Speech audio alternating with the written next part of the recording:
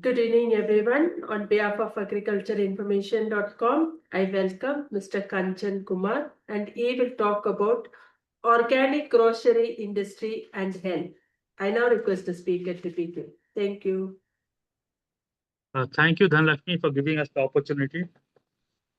Uh, the organic industry and health, these are two pretty important things in the current scenario. Especially if I have to say, organic is one of the most abused word as far as agriculture is concerned. So everyone you will see saying organic, organic. But before getting there, I just want to take a couple of minutes to analyze and explain what is happening with the health part, and then why it is required to have a pure food. So if you see most of the people who are now, especially in corporate job, living in a nuclear family, not much time to spend with their family, not having proper sleep, not only proper sleep, but also adequate sleep. And then the lifestyle which we are living, these all are creating a lot of health related issues, especially because of stress and not having proper food. So if you see today in India, the total number of diabetic patient would be anywhere, it's more than 100 million. The number of cancer patient is growing on an average 10 to 15% yearly. And see, when we talk about diabetes or sugar, these are like a knock on the door. Your health is taking a uh, bad turn in terms of overall things. As such, alone diabetes or sugar is very much manageable. But what happens is these things create a lot of issues in terms of heart disease, kidney, liver.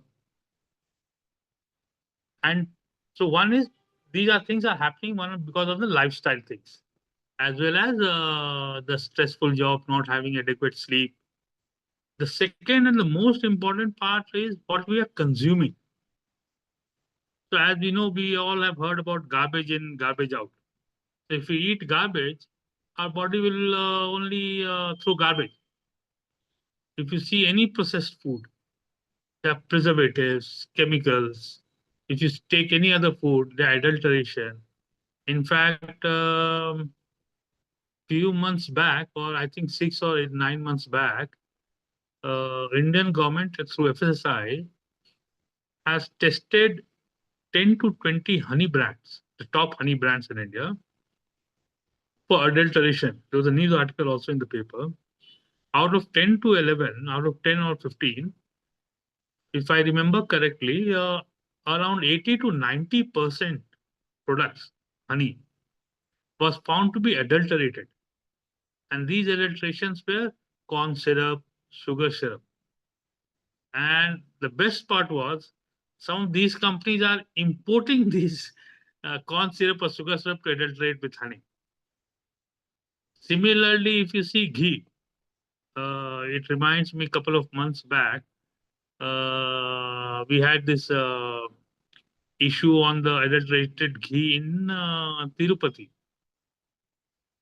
Now, consumers should also need to understand if it is cheap, it doesn't mean it's, if it is cheap, then it definitely creates or raises a suspicion that how can a product be so cheap? So, giving an example of the Tirupati Laddu, if I remember correctly, the price of 1 kilogram of ghee was around, through tender, was around 280 to 300 rupees. Now, I have been in this industry and I know few people in the industry. I'm not sure how you can make 1 kilogram ghee at 300 rupees. So people who are buying it, they also should know if someone is selling a 1 kilogram of ghee at 300 rupees, there is definitely something going on behind that. Typically, a 1 liter of milk, cream milk, would produce around 60 to 70 gram of ghee. So typically for 1 kilogram of ghee, you would require at least say 15 liters of milk. The cost of 15 liters of milk itself will be at least 600 rupees. And even if you bring in economies of scale and other things, it is almost next to impossible to prepare ghee at 300 or 400 rupees per kilogram without any suspicion going there. People who are buying ghee or honey at those kind of prices, they also need to understand what is happening. Another instance which I can quote is India is one of the biggest importer of palm oil. So most of the processed food, and okay, let me further. So why palm oil? One of the characteristics of palm oil is it is transparent, it is odorless. So if you mix it with anything, it will be very difficult to identify whether it is adulterated or not adulterated. Most of the consumers in India don't consume palm oil at their home. But in spite of that, India is one of the biggest importer of palm oil. So most of the processed food, if you see, they are all using palm oil. They are ghee where palm oil is mixed. They are oils where palm oil is mixed. So consuming processed food, consuming adulterated food, uh, consuming food which have a lot of preservatives, combined with the stress-related lifestyle disease, these are the two factors which is leading to a exponential or a very high growth in terms of diabetes, sugar, kidney, liver, and cancer things. So that was on the health part, what is happening in our, especially in tier 1 and tier 2 cities. Tier 3, tier 4 cities are still a little bit better, primarily because they have their local mandis from where they buy and consume. Now coming to the organic industry. So organic industry, if you ask me, is one of the most abused word in Indian food market. Or maybe I feel that the definition of organic should also be probably modified or redefined. Currently, organic food is primarily which does not use any chemicals or fertilizers or chemical fertilizers for growing the crop. So if it is chemical free, it is grown without chemicals, it is called organic. But if you see the overall life cycle of any crop, there are three parts to it. One is the seed which you are using. Second is the processing what you are doing. And third is the packaging how you are doing. Now, even if you are growing any crop without any fertilizers or chemicals, but if you are using, say, hybrid seed, or say you are consuming refined oil, or say if it is packaged in a plastic container kind of a thing. The whole objective of consuming organic and pure food is defeated. Let's take one by one. So most of the people would be aware that when you pack anything in a plastic container, there's a very high probability of organic leaching, where the plastic reacts with the material and chemicals are thus by introduced in the material which is packed into those plastic bottles. Similarly, if you are processing in terms of, let's say, for example, of refined oil. What exactly is refined oil? I'm not sure many people would know, but typically what happens is an oil from a seed can be extracted broadly in three ways. One is wood pressed, the other is cold pressed, the third is refined. Or so wood press and cold press. The basic difference in all these three processes is two. One is at what RPM the machine is working, and second, what is the kind of heat that is produced while extracting the oil. So in case of wood press oil, the typical RPM is around 15 to 20, and very less heat is generated, almost negligible. Cold pressed oil, the RPM of the machine would be anywhere between 20 to 40. Here also almost negligible heat is generated, but slightly more than the wood pressed. But that heat which is generated through cold press does not affect in any way the quality of the oil. The only difference between wood press and cold press would be in terms of the oil that is extracted. So typically, in a wood press, the oil that would be extracted would be anywhere around 18 to 20%, while cold press it will be around 30%. Now coming to the major issue on the refined oil. What happens in case of refined oil is the same seed, the RPM would be anywhere between 100, 150, 200, depending on how much oil you want to extract. When you run a machine at that kind of RPM, the temperature of the oil or the extracted oil is very high. And this high temperature leads to creation of free radicals in the oil. Now, if you consume that oil, that will be very, very bad for your health or injurious for your health, like we say. So, how to do? So then these oil are refined, a chemical is passed through the oil, and that chemical absorbs most of the free radicals. And then as per FSI standard, in terms of the percentage of free radicals, that oil is now consumable. But from a health perspective, that oil has nothing in it, neither protein nor taste, and neither any beneficial properties. It is just like oil which we are using without any benefit, without anything. So today, in terms of oil, 95 to 98% is the refined oil market. And that is why you will see there is a huge price difference. So when I shared with you that typically in wood press it will be around 15 to 20%, in cold press it will be say around 30%, 25 to 30. In wood press it could be as high as 80 to 90%. But those refined oils are not good for health. Yes, they do meet the specific criteria set by the FSI and the government of India, but it doesn't have any beneficial properties. Similarly, I keep on giving this example to many of my friends and partners on the seed piece. So I've covered the packaging, plastic packaging. Second, I covered the processing techniques. Now I'm coming to the seed. Now India has a vast population. I'm sure many of you people will be knowing the history. Earlier, say 60, 70 or 100 years down the line, 100 years before, I'm not sure how many farmers were buying seeds for their next crop.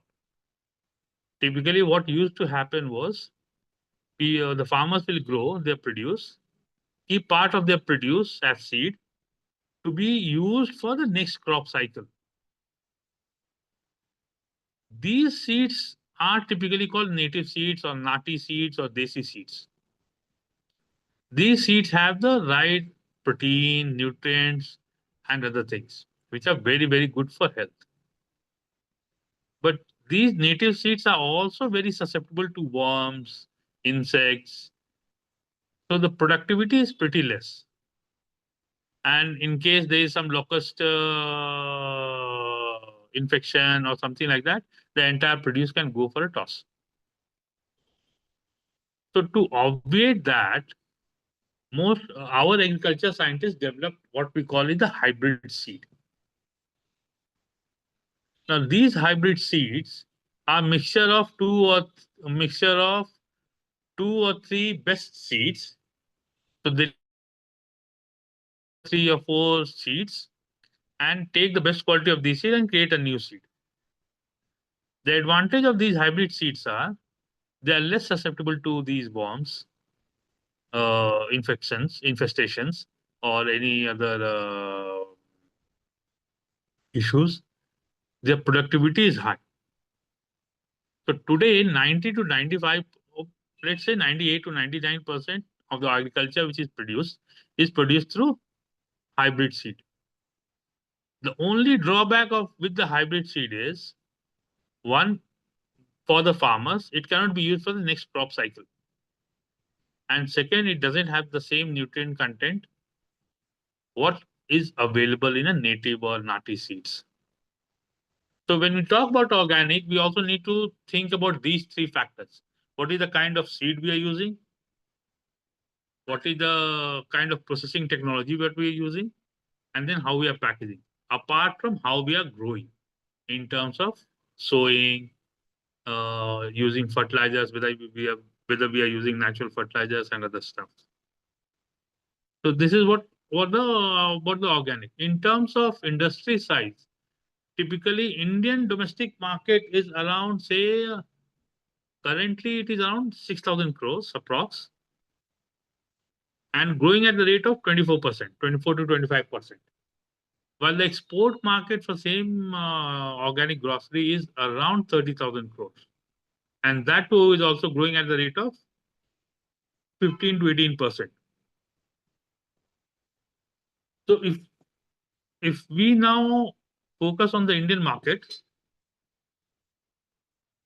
what is going for the organic industry? One, people are becoming more health conscious, especially after the COVID. So there are a segment of consumers who are health conscious and who are looking for the right kind of produce or grocery for their consumption. And let me qualify this statement. This health conscious customer more or less is price agnostic. So even if the price is higher, they are more than willing to pay for it to get the right produce. So after COVID, that proportion of the population has definitely increased. And second, the awareness for this organic food industry, organic grocery, or pure food, or consuming food without adulteration, that is growing significantly. So if we talk about the Indian market, our feeling is with the GDP growth which we are experiencing and the cumulative impact of that, Indian consumer, one, anyway, it is becoming health conscious. Indian consumer disposable income will also increase. So even if those people who want to consume organic produce or pure foods are not able to buy today, they will be more than affluent enough to buy the produce or buy groceries. The third point which I want to share is the challenge. In spite of a huge proportion of population who can afford to buy organic food, who can afford to pay slightly more than the normal food, this proportion of population is still not willing to pay extra for their health. Consuming adulterated food or the focus of them is not on the food they are consuming. So they would rather spend more money on different activities rather than the right food. And it's not that they are not aware. They are aware what harm actually it is doing to their body, their family. But still it is more like, okay, everyone is consuming similar kind of food. Let's also do that. We'll save some money.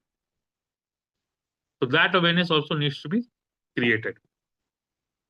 So for Indian market, in terms of people, in terms of consumer growth, it is definitely going to be a big growth. In terms of awareness, it's happening. The Indian market, the organic grocery industry market in India is definitely going to grow. And typically, I say that food and medical industry is more or less recession proof. But organic industry is not that recession proof in terms of if people don't have the consumable disposable income. But more or less, we are seeing a pretty decent growth in the organic grocery industry. So now I'll take a couple of minutes to explain what we are doing.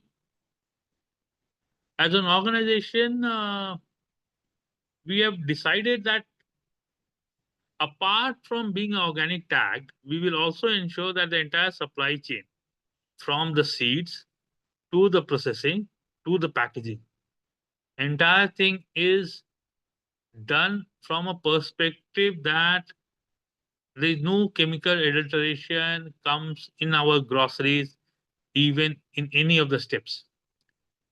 So more or less, our 90% produce are native. All our processing technology which we use are either cold pressed or stone grinded. Like say, for example, our flour, ragi flour, or chana flour, sattu powder, or some of our spices. These are all stone grinded. And third, our most of the packaging, 90%, are in either glass bottles or tin can.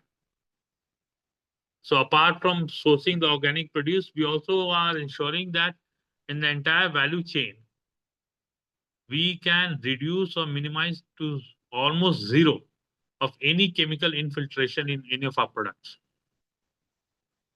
Not only that, we are also trying to revive some old foods or old grocery items, which are almost now extinct. So, like say, for example, many of you people would know, many of you people would not know. The replacement of white sugar. White sugar is almost like a poison for our health. Most of the research and other publications will tell you that. So we have this Khansari sugar or Khand, which is as good as sugar. It doesn't have it is almost it is zero chemical produce, and it gives you the same taste like a white sugar. We are also focusing on those kind of products. Uh, so in terms of our business model for farmers who might be interested to know how we are approaching the farmers or how we do that. Uh, so we have built a network of our own farmers, and we are working with them for last 3-4 years, helping them in getting certifications, helping them in growing seeds. So apart from which a normal organization does, what we have also trying to build is a hub and spoke model, wherein we have built a community, a group of farmers, put up a small processing unit there itself, get the item processed there, look, like say for example, turmeric. So we source our turmeric from two different places. So we have built a community of almost 10 to 12 farmers who grow turmeric only for us. We have put up a small processing unit there with 6 stone grinders, and turmeric which is produced is grinded there, stone grinded there. This not only ensures purity of the product, but it also provides some kind of employment to the ladies of those villages. So we create these self-help groups with the help of some of the NGOs in different parts of the country. So most of our processing is done near the place where it is grown, and then it is vacuum packed to ensure that the flavor and the nutrients are retained. So this is typically how our business model works. Currently, we are completely online, and if any farmer would like to get in touch with us, we will be more than happy to work with them, share our experiences, take some inputs and their experiences, and if required, we can definitely purchase from them and build a relationship with them. So that was more or less which I wanted to share. Now I'll give it back to Dhanalakshmi to take it forward. Thank you very much, sir, for a wonderful talk. I'll take up the questions now. The first question is, sir, why organic grocery products are more expensive than non-organic alternatives? Okay. So let's say, okay, so here I'm only defining organic as produce which is grown without using any chemical fertilizers or pesticides. So two things. One, organic produce comparatively to a non-organic produce in terms of productivity is low. So say for example, in 1 acre of farm, if you grow say 20 tons, 20 tons not, just for example's sake, say 1 ton of wheat or 1 ton of rice. But if it is inorganic, you probably can grow 1.2 to 1.3 tons of rice. That is one. So in terms of productivity, it is lower on the lower. Second, the effort required, let's say, to use natural ingredients to create fertilizers like cow dung or waste leaves and other things. There is a cost for that also. So manpower cost is on the higher side. Third, if it is a non-organic farm, to convert into an organic farm, typically it takes around 3 to 5 years, depending on how long it has been, how long pesticides or fertilizers have been used. So, basis all these three, the cost will go up.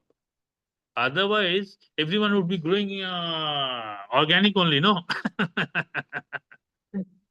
Okay.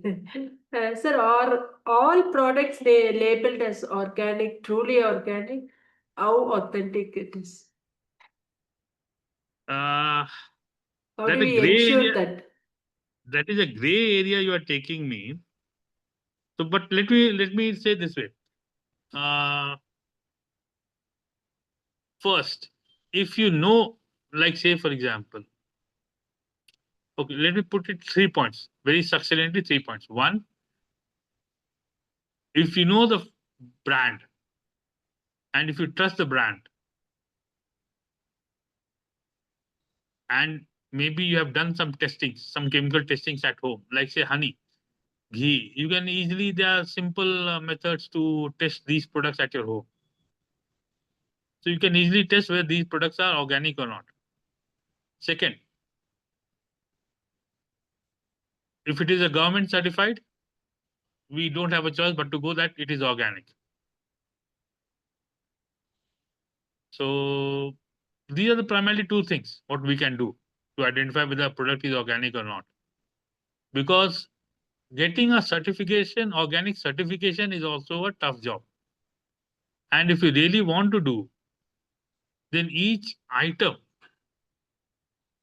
So let's say, let me give an example. I'll not delve much into it.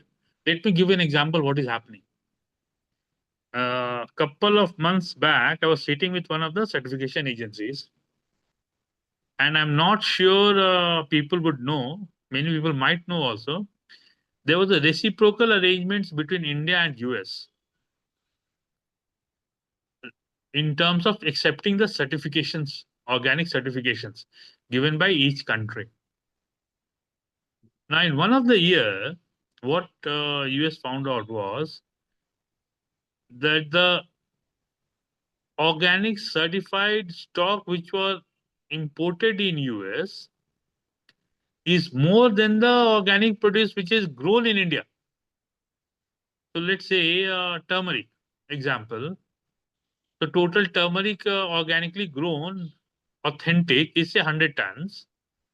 But in US, with organic certification, the export was happening was around 200 or 500 tons. So there are a lot of things there also that needs to be taken care of. But yeah, the government is working on it to improve it. Okay. Sir, usually what are the regulatory standards for organic labeling in India, sir?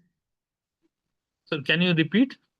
What are the regulatory standards for organic labeling in India? See, typically, if you until unless you are certified, so there's a government agency. which gives you organic certifications. So you can use that organic certification logo only once you are certified with the government. It's as simple as that. So there's a process how to get that organic certification. So the entire supply chain needs to be tracked, authenticated from the seed that's from the farmer to any intermediary to FPO or small and marginal farmer to the brand. So entire the produce has to be tracked at each stage. So that is how the organic certification happens. So say for example, I buy from a small and marginal farmer. So typically, the small and marginal farmer might not have a process or might not have the knowledge to get that organic certification for his farm. So we help them liaison with the government agency. We file their documents and other things. First is to get their farm organic certified. Once the farm is organic certified, then the produce becomes organic certified. So this guy gives me a letter, the farmer. Okay, this is organic certified. This is the government letter, which is called transfer certificate, TC. So that transfer certificate, if I am buying from him, I get the TC. The same TC, then I produce it to the government agency, and then basis that, because now it is tracked in the system, I will get an organic certification. So that's the simple process. Okay. Are there any risks or drawbacks in consuming only organic foods? No, there's no drawback. There's no risk. Okay. You consume everything which is organic. Okay. Okay. So if you Uh, have anything more into that, what exactly was the idea behind that question? okay. What are the challenges faced by organic farmers and retailers?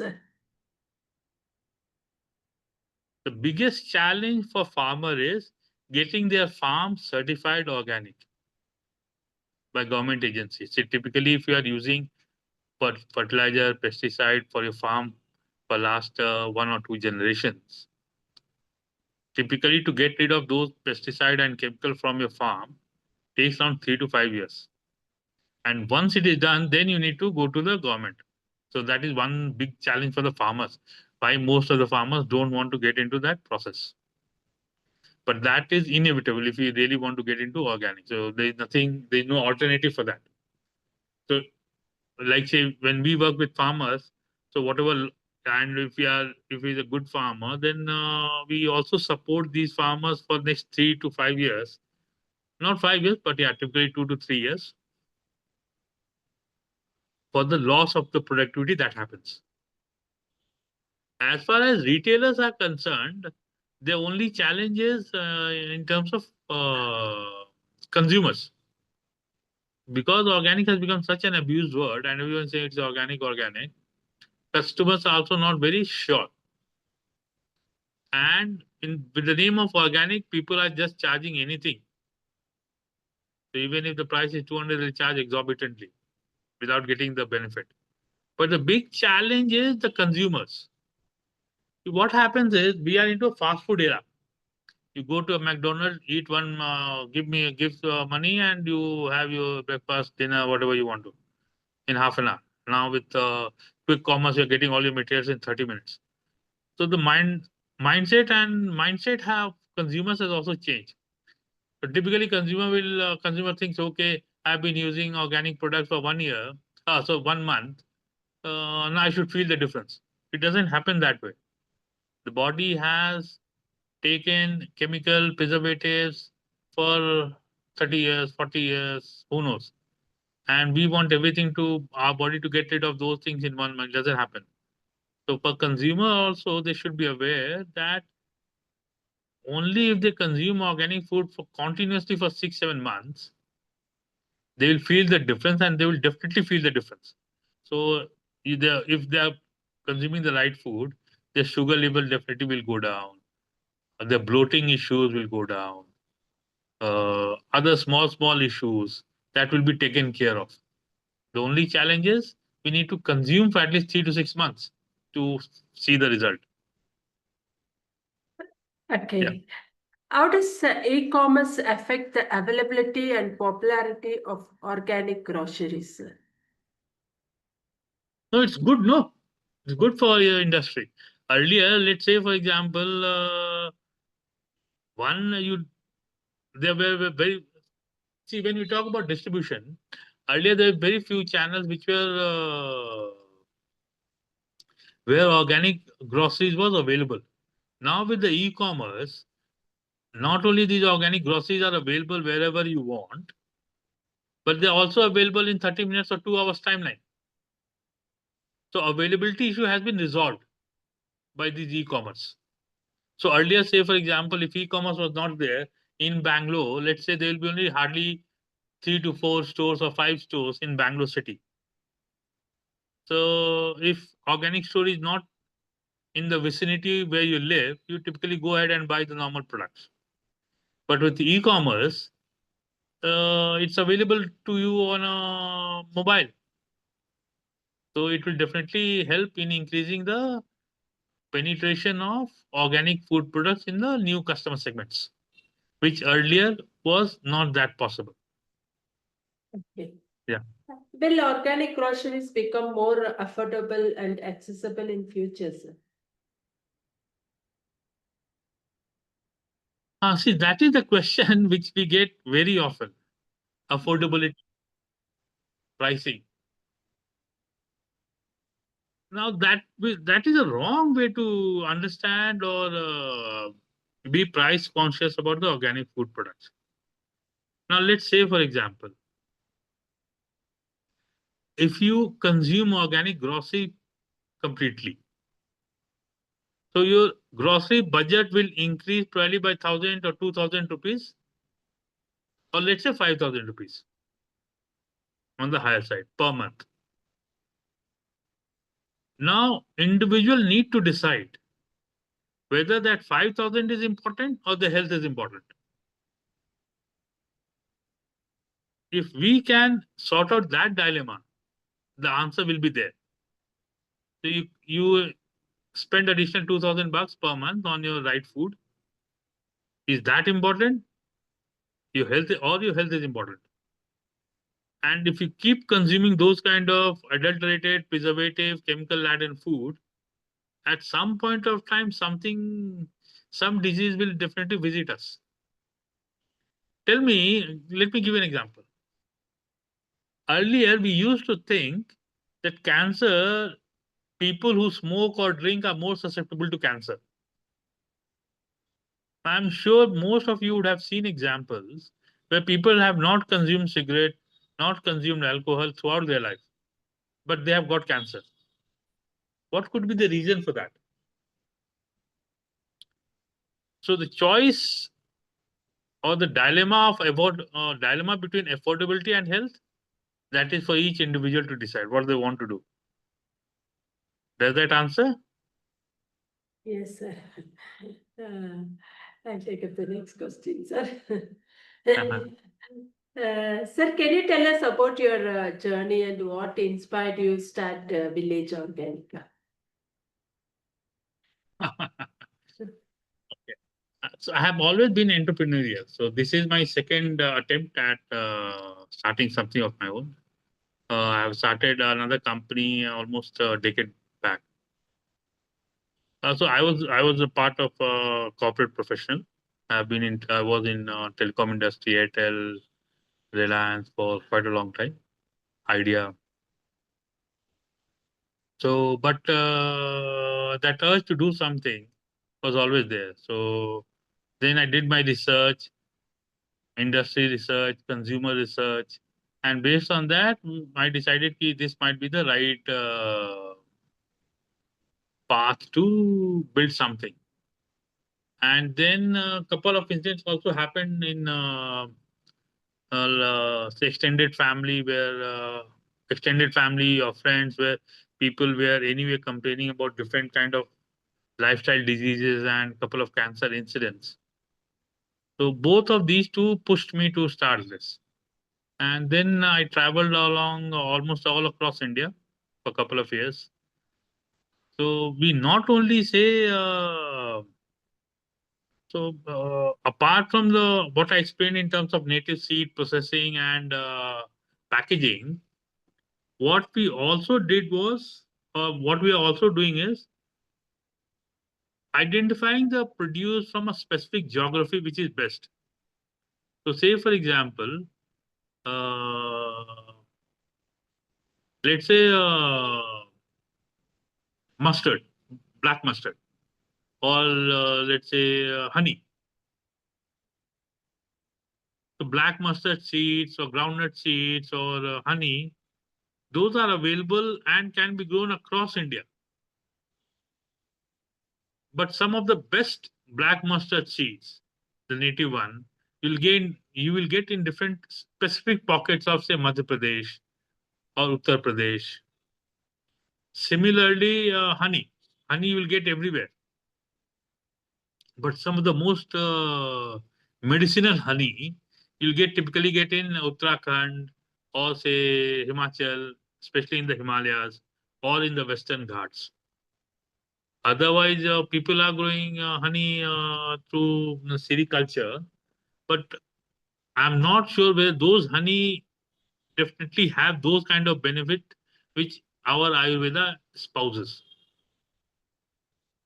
So we started sourcing products specific from specific geography. So our saffron is sourced from Kashmir. Our some of the spices are sourced from Kerala, Andhra Pradesh. Some of our spices are sourced from Rajasthan. So it's not that we have identified a specific geography and we source everything from there. We have identified places where that particular produce is best, and then we source from there. And then we are working on it to build something like, let's see, God willing, we'll do something for our Okay, that's very nice to hear, sir. What challenges did you face while setting up an organic grocery business in Bangalore, sir? challenges. Challenges will be there. So any entrepreneur, if you ask, or anyone someone who start, the biggest challenge is the mindset. It definitely requires a strong mindset because there'll be so many ups and downs that there'll be multiple times where we'll decide, okay, let's quit. So a strong mindset is the most important part. Rest all is workable. See, if you go to 10, 20 farmers, some farmer will work with you, some farmer will not work with you. Some contract which you have signed with some farmers will get adhered, some will not get adhered. The packaging thing, the other things, the financial things, those all can be worked out. So those challenges will be there, whether you do this, the only or you are in a job. The nature of challenges changes, but challenges more or less will be there in everything. But in entrepreneurship, it definitely requires a huge mental strength. That's the biggest challenge. Okay. What is the sourcing model of Village Organica? Do you partner directly with farmers? Yeah, we partner directly with farmers. We source directly from farmers. In one or two cases where we require volume, we work with NGOs, where NGOs who are working with different self-help groups. So the NGOs help the farmers to grow different produce as per our requirement, and then we buy from the NGOs. So the NGO also gets some money. They also are able to generate employment in those areas. But more or less, our model is very much inclined to source directly from farmers. That's why we are able to control the quality. Okay. What are some of the most common misconception people have about organic food, sir? So the biggest misconception is it is costly. It is not. If you do a life cycle cost analysis, a right organic produce will work out cheaper compared to the produce which we are consuming right now. So that's the biggest misconception, that organic produce is costly. Uh, I think that's the only misconception. I think most of the people who are now aware and about grocery products, they are aware what organic grocery means. The biggest misconception is One, it is costly. If you calculate the life cycle cost, it works out cheaper. And there was one more point.